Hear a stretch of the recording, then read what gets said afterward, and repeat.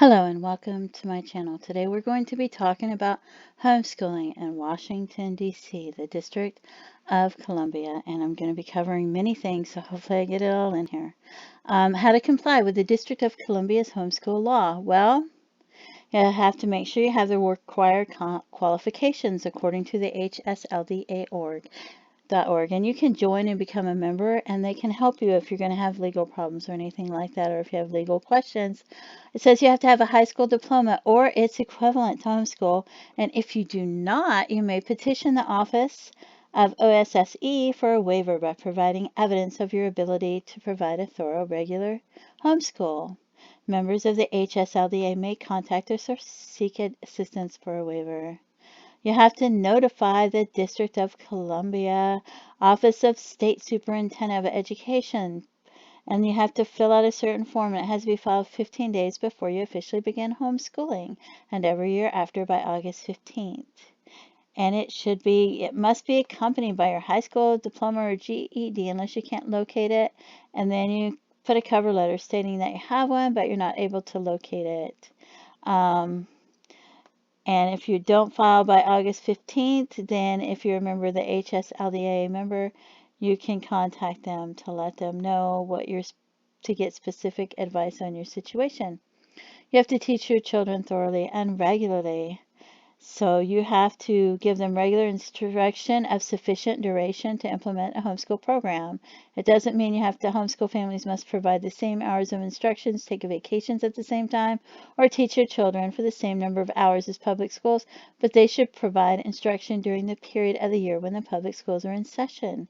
If you're an HSLDA member, you can contact to get advice with the situation. You have to teach the required subjects, which are language arts, mathematics, science, social studies, art, music, health, and PE. You have to maintain a portfolio with examples of your child's writing and evidence of your child's current work, worksheets, workbooks, creative materials, assessments, or any other materials that your child's been engaged in regular activities for education that it proves it.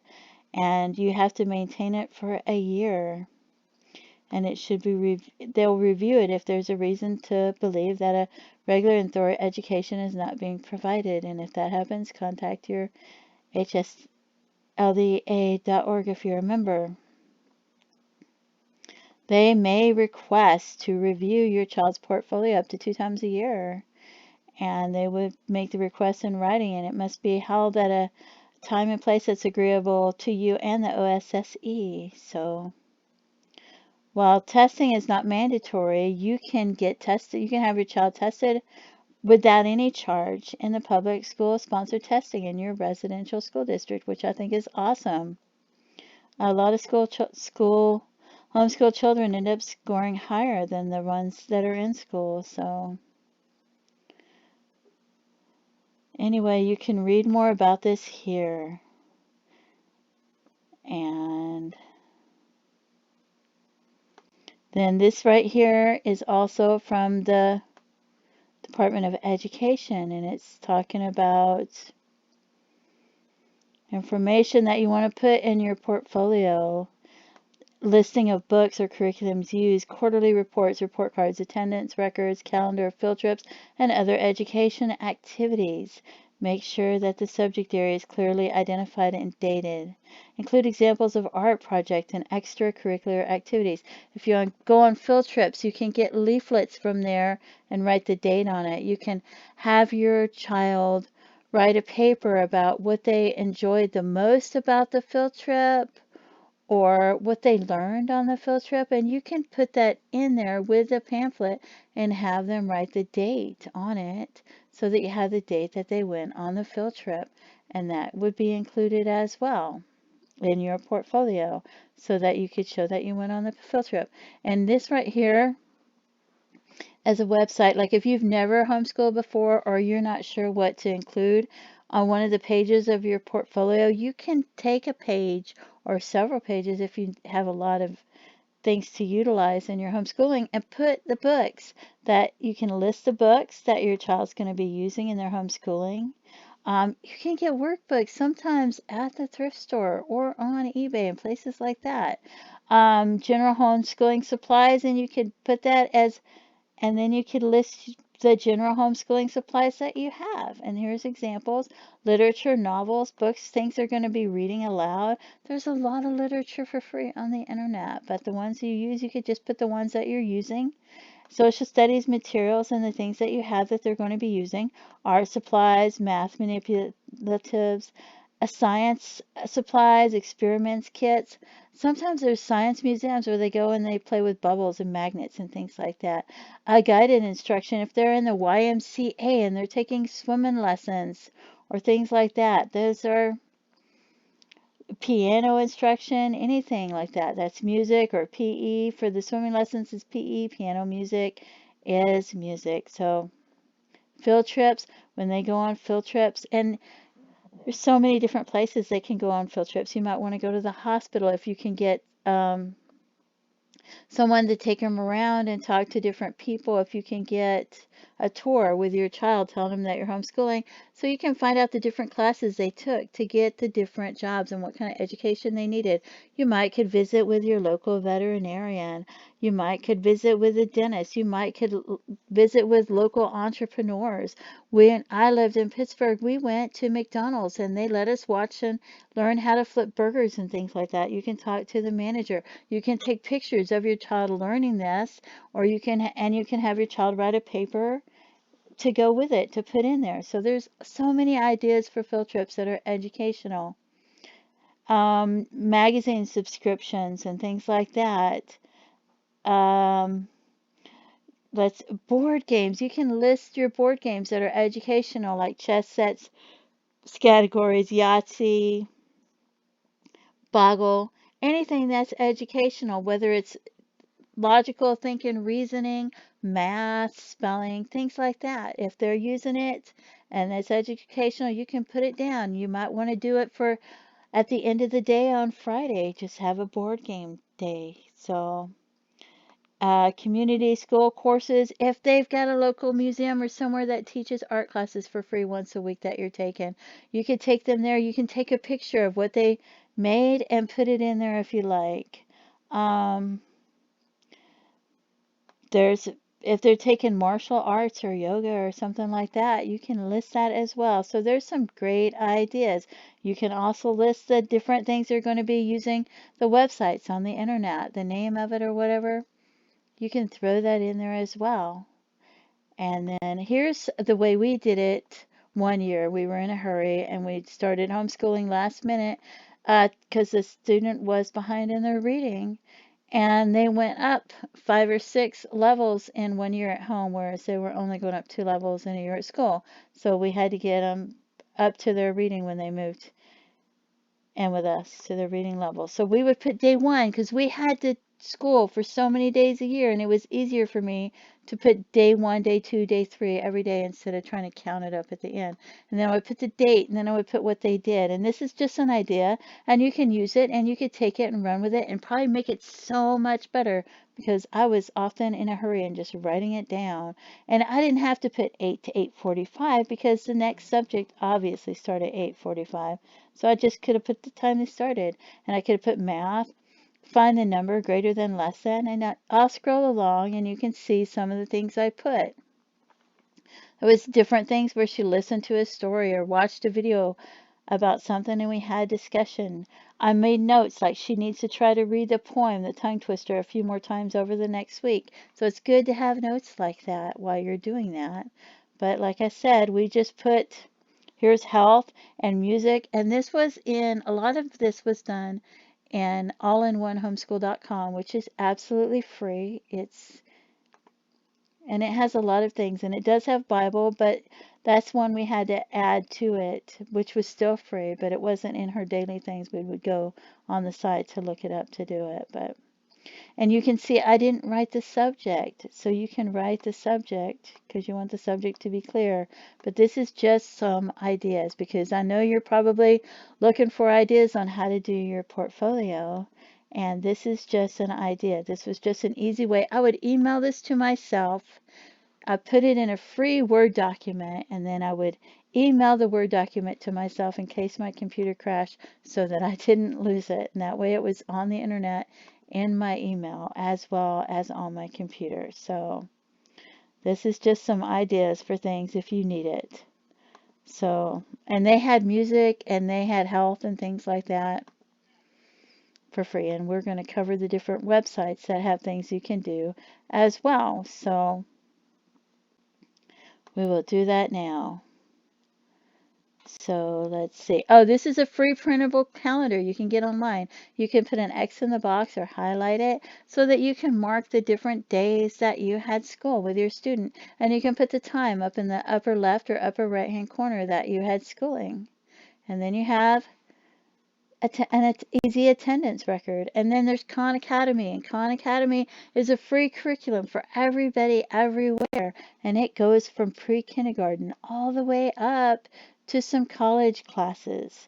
And it has a lot of different subjects as you can see here. So there's a website, Khan Academy. You can see it up in the left-hand corner as well, or you can Google it.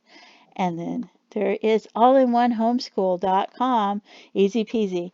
And when you go to do it for free, it will take you to a website where it tries to get you to donate money or through PayPal, or you can just hit cancel and then not donate and do it for free. And if you love it and use it a lot, you can donate later. And you can see some of the subjects on the right hand side. And this one, while they're doing it day by day, it will take them to different websites to do their reading and their math and have fun with it while they're doing it. So it's not all in this one website. It's got fun games and things like that. And it has such a variety. And then there's IXL, and this one is, I think, $20 a month, or you can get a discounted rate sometimes for $15 a month, or you can pay for it all year long and get like 33% off. And it goes from pre-kindergarten all the way up to at least 12th grade. And if you're not a member, which I'm not, you can mouse over and test your child to see if they know the answers to this.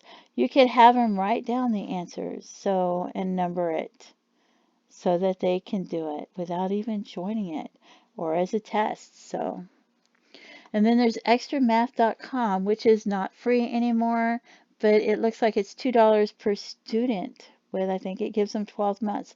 So it looks like it might be $2 for the whole 12 months, but I don't know if it's $2 a month or not. But this is an excellent, fun resource. And there's purplemath.com, which is for older students. And you can see it goes from 5th grade all the way up to college math. And it has instructions. There's lessons in it. You can put them alphabetically or in study order. And that way, if you're learning or you need extra, a little bit extra instructions on math, you can find it here. There is also At Home Middle School, free online education for middle school students age 6th, 7th, and 8th grade is another great resource. This one is for free educational resources from middle school to college, and you can see the subjects on the left-hand side. Gutenberg.org is a Project Gutenberg. You go there and there are books that you can read. And you can have your child write a book report on the book. And you can click, and there's different ways that you can view it.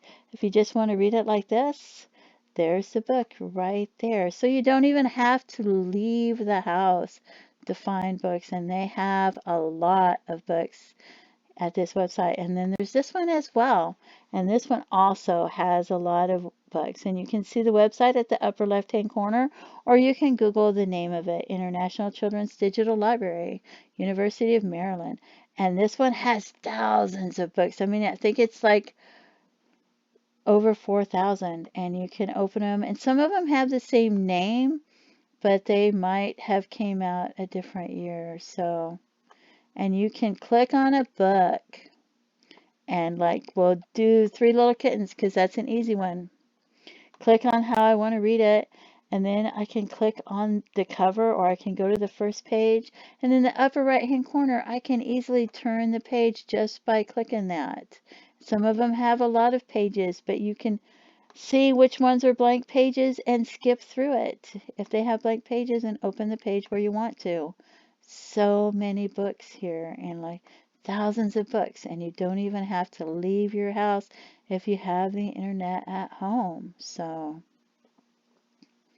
and then there's this in Wikipedia, Schoolhouse Rock, and it's located on YouTube. People have playlists that have Schoolhouse Rock, and I want you to see some of the subjects that it contains, and you can add this to your portfolio list of subjects that you're teaching. So here's a subject right here. You can list that, and you can be using this because it's free on YouTube in their playlist. And there's multiplication tables is one subject is math. Then you go to Grammar Rock, and here's the subjects. And they have adverbs, adjectives, pronouns, prepositions, subject and predicate. And the kids sing along, and they have so much fun with it. And then America Rock. And this one, here's a subject. You can see they're learning about voting for the president, electoral college, inventions, branches of the governments, the United States Constitution, things like that. And then you have science, where you can see the subjects here, gravity and electricity and the weather and the circulatory system. So you learn so much, and it's free on the YouTube playlist that people have Schoolhouse Rock on. Or you can buy the CDs maybe if they still have them out, because these are been around for a long time. And my granddaughter loved these, and I was so surprised because such a different generation, and they still love them because you get to sing along. And then there's also ck12.org, and I'm not sure if this one is free. I think you can join if you want to. If you're not using the teacher version and you're just using the student version, it might be free. But they have so many subjects that I thought it was just awesome. I wanted to share it with you. There's so many different resources on the internet that are free. You just have to make sure that your students are writing down different things, because somebody wants to view their portfolio. You might want to have a binder with a date of the different subjects, and just have, even, I don't know what they want. Maybe if you have 2 pages a week of every subject, so that you have it. Photography, there's so many things that they can learn here. So, and you can just click on it to see what it has. Second grade science. So I'll click on second grade science and go there and see what it has. There's so many resources online. The Grand Canyon. So here I can go, and I don't even have to go to the Grand Canyon, and I can learn about some of the different things. So, and it's free, it's online, and I could write this down. This day, this time, I was on ck12.org studying about the Grand Canyon. And you don't have to do it that way, but some people will take and they'll go to IXL and they will print out this page that they're going to be using to study, to show what they're teaching their children and what they're learning about. Or if they have a workbook or a book, they will go and they will print the table of contents, and they might highlight it or write the date next to it that they learned it, so that they have it there, and say, this is what I'm teaching my child this year. And then you list the subjects. Maybe you list the subjects that you're going to be teaching your child at a certain time, but just remember, some places want you to teach them for 3.5 hours a day. Some of them want you to teach them for 5 hours a day. But you have to make sure that the child can sit there for that long, and that they have breaks in between, and I don't know. You can teach them how to cook, like doing French toast or scrambled eggs or something, or just help you cooking where they're not going to get burned, and stirring the eggs and tipping the French toast for you in the morning. Or they can watch different videos for a break about the subject that they're learning. So if you're watching, for example, here on day one, I think was day one, she was learning about Paul Bunyan. So she listened to a Paul Bunyan story. She read about Paul Bunyan. She watched a Paul Bunyan cartoon. So that way it's not doing all the same thing. And then she can have a discussion and maybe she can write a little bit about Paul Bunyan so that you have ideas for your portfolios. So hopefully this helps somebody. I appreciate you tuning into my channel. Leave comments if you'd like to, or if you have places that you've gone to where you can get free resources on the internet that you think that might help people, or information that you know that you can share with other people that are watching this video, please leave it in the comments section. Thank you for tuning in. Have a great day. Bye-bye.